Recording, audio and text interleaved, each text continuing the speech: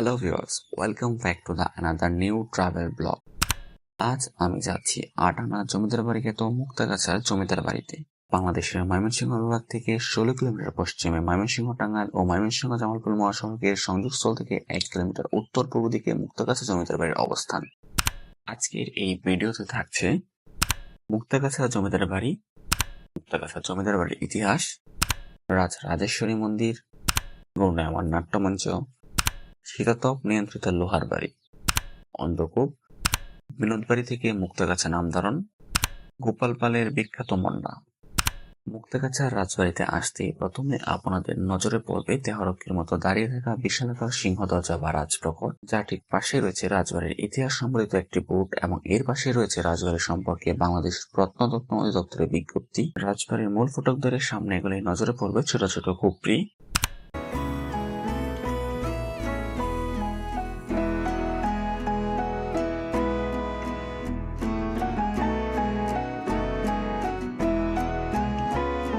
আচার্য চৌধুরী বংশ মুক্তাগাছা শহরে গোড়াপত্তন করেন। আচার্য চৌধুরী বংশ শহরের গোড়াপত্তন করে এখানে বসতি স্থাপন করেন। আচার্য চৌধুরী বংশের প্রথম পুরুষ শ্রীকৃষ্ণ আচার্য চৌধুরী ছিলেন বগুড়ার বাসিন্দা। তিনি মুর্শিদাবাদের দরবারে রাজস্ব বিভাগে কর্মরত ছিলেন। তিনি ছিলেন নবাবের খুবই আস্থাভাজন। নবাবের দরবারে রাজস্ব বিভাগে কর্মরত থাকা অবস্থায় তিনি সে সময় আলাপ সিং পরগনার বন্দোবস্ত নিয়েছিলেন। উল্লেখ করা যেতে পারে যে বর্তমানে মুক্তাগাছা শহর সহ মুক্তাগাছা উপজেলার বেশিরভাগই ছিল তৎকালীন আলাপ সিং পরগনার অন্তর্ভুক্ত। ১৭৫৭ খ্রিস্টাব্দে পলাশীর যুদ্ধ শেষ হওয়ার পর নানা কারণে শ্রীকৃষ্ণ আচার্য চৌধুরীর ৪ ছেলে বগুড়া থেকে আলাপ সিং এসে বসবাসের জন্য সিদ্ধান্ত গ্রহণ করেন। শ্রীকৃষ্ণ আচার্য চৌধুরীর ৪ ছেলে হচ্ছে রামরাম, হররাম, বিষ্ণুরাম ও শিবরাম। বসতি স্থাপনের আগে তারা এই পরগনার বিভিন্ন স্থান ঘুরে ফিরে দেখেন এবং বর্তমানে মুক্তাগাছা এলাকায় বসতি স্থাপনের জন্য মনস্থির করেন। সে সময় আলাপ সিং পরগনায় খুব একটা জনবসতি ছিল না, চারদিকে ছিল অরণ্য আর জলাভূমি। শ্রীকৃষ্ণ আচার্যের ৪ ছেলে ব্রহ্মপুত্র নদের শাখা নদী আইমানের তীরবর্তী স্থানে নৌকা বেরিয়েছিলেন। মুক্তাগাছার জমিদারের প্রতিষ্ঠাতা শ্রীকৃষ্ণ আচার্য চৌধুরীর মেয়ের ছেলে হররামের বাড়িটি হচ্ছে বর্তমানে রাজবাড়ি। এই বংশের জমিদার আটানি বাড়ি জমিদার বলে পরিচিত। আটানির জগৎ কিশোর আচার্য চৌধুরীর সুনাম ছিল। জগৎ কিশোরের ৪ পুত্র জিতেন্দ্র, বীরেন্দ্র, নৃসিংহ ও ভূপেন্দ্র কিশোর আচার্য চৌধুরী। জিতেন্দ্র কিশোরের পুত্র আছেন জীবেন্দ্র কিশোর আচার্য চৌধুরী। মুক্তাগাছা জমিদার বাড়ির মোট অংশে ১৬টি, অর্থাৎ ১৬ জন জমিদার এখানে শাসন করতেন। রাজবাড়িতে ঢুকে সামনে এগুলি নজরে পড়বে জমিদারি আমলের মন্দির। এই মন্দিরটির নাম রাজরাজেশ্বরী মন্দির। এই মন্দিরটি ছিল মহারাজা ও মহারানীর ব্যক্তিগত মন্দির। এই মন্দিরটি ছিল সাদা পাথরের তৈরি এবং মন্দিরের কারুকাজগুলোতে উচ্চ রুচিশীলতা ও আভিজাত্যের ছাপ বিদ্যমান।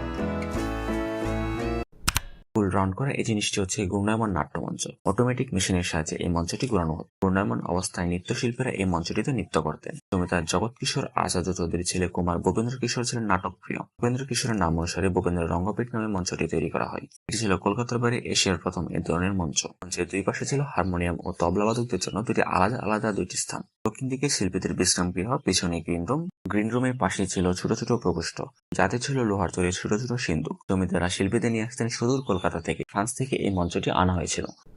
এই লোহার বাড়িটিতে থাকতেন মুক্তাগাছা রাজবাড়ির সর্বশেষ রাজা জীবেন্দ্র কিশোর আচার্য। জাপান থেকে কারিগর এনে মহারাজা এই গড়গুলো তৈরি করেছিলেন। সে সময় গড়গুলো ছিল শীতাতপ নিয়ন্ত্রিত। এই বাড়িটির বিশেষত্ব ছিল যত প্রখর রোদে উঠুক না কেন এই বাড়িটিতে ঠান্ডা আবহাওয়া বিরাজ করত। এই বাড়ির সকল সরঞ্জাম আনা হয়েছিল ইংল্যান্ড থেকে।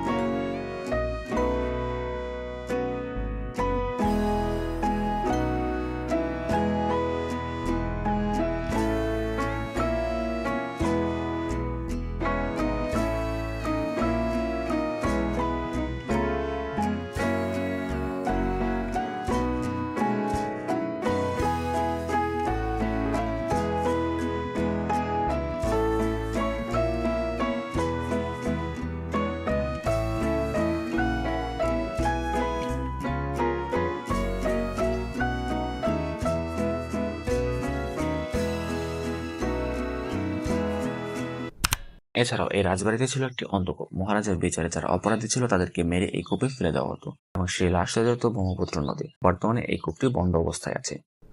রাজবাড়ির পেছনে আছে একটি গোপন সুড়ঙ্গ। মুক্তাগাছা রাজবাড়ির পাশে আরো দুটি রাজবাড়ি আছে। শহীদ স্মৃতি ডিগ্রি কলেজ এর মধ্যে। অন্য বাড়িটি ছিল সে সময়কার হাতিশালা, বর্তমানে যা আর্ম ব্যাটালিয়ন পুলিশের হেডকোয়ার্টার হিসেবে ব্যবহৃত হচ্ছে। প্রায় 100 একর জায়গার উপর নির্মিত মুক্তাগাছা রাজবাড়িটি প্রাচীন স্থাপত্যশৈলীর অনন্য নিদর্শনের সাক্ষী হয়ে আজও দাঁড়িয়ে আছে। বর্তমানে এই রাজবাড়িটি বাংলাদেশ প্রত্নতত্ত্ব অধিদপ্তরের তত্ত্বাবধানে রয়েছে, যা বাংলাদেশ সরকারের জনপ্রিয় পর্যটন কেন্দ্র হিসেবে ব্যবহৃত হচ্ছে।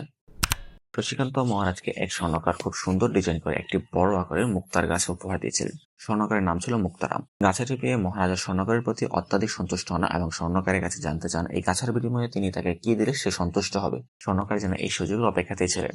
স্বর্ণকার সুযোগ পেয়ে মহারাজকে আকুতি জানান, মহারাজ, আমার নাম মুক্তারাম, এই গাছাটিও আমি মুক্তা দিয়ে তৈরি করেছি। আপনি যদি এই বাড়ির নাম বিনোদবাড়ি কর্তন করে মুক্তা গাছা রাখেন তাহলে আমি সবচেয়ে বেশি খুশি হব। স্বর্ণকারের সেই অনুরোধে বিনোদবাড়ি রাজবাড়ি থেকে মুক্তাগাছা রাজবাড়ি নামে পরিচিত লাভ করে।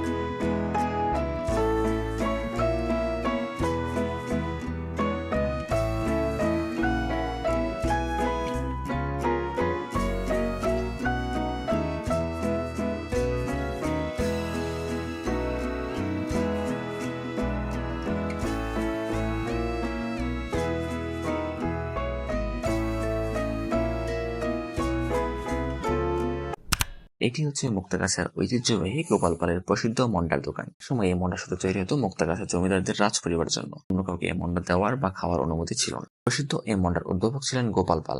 ইতিহাস থেকে জানা যায় এই মন্ডার উপায় তিনি স্বপ্নে পেয়েছিলেন। বর্তমানে দেশের দূর দূরান্ত থেকে বহু মানুষ ছুটে আসে এই মন্ডার স্বাদ নিয়ে রসনাবিলাস পূরণ করার জন্য। শুধু বাংলাদেশ নয়, দেশের গণ্ডি পেরিয়ে দেশের বাইরেও এই মন্ডার যথেষ্ট খ্যাতি ও সুনাম রয়েছে।